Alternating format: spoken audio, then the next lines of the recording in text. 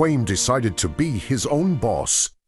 At 26, Kwame stood at the crossroads of his life, the sun casting long shadows on the pavement as he chose freedom over safety.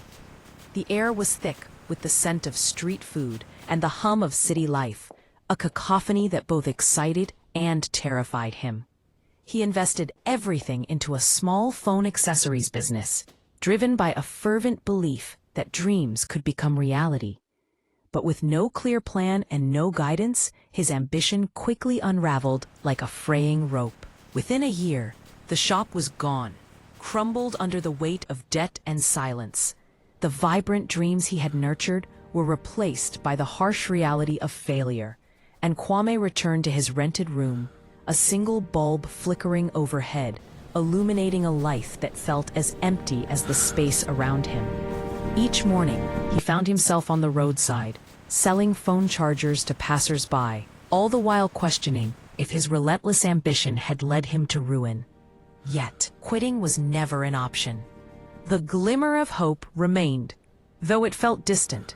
He studied his competitors like a detective piecing together a mystery, tracked every SETI meticulously, and learned the virtue of patience through the bitter lessons of hardship.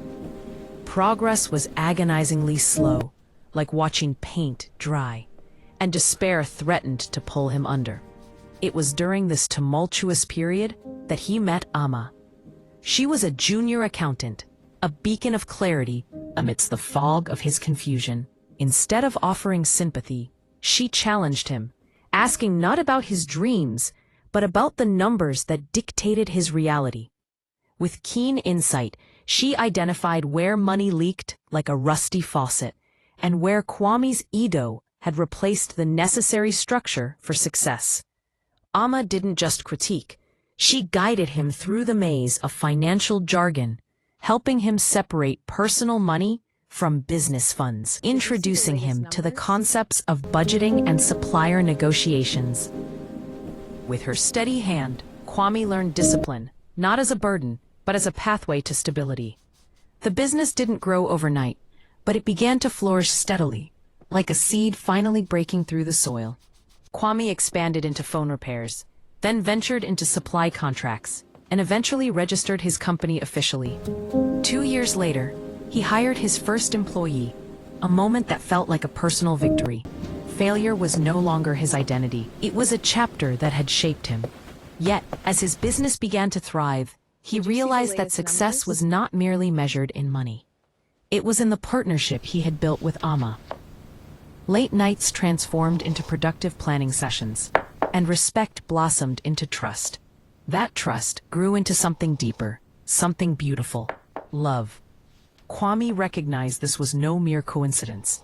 One evening, under the warm glow of city lights, he spoke simply but sincerely. "I wouldn't be here without you. I don't want to build my future without you." This moment sealed their bond, and they married a year later. Not because he had reached the summit of success, but because they had grown together through the valleys of struggle.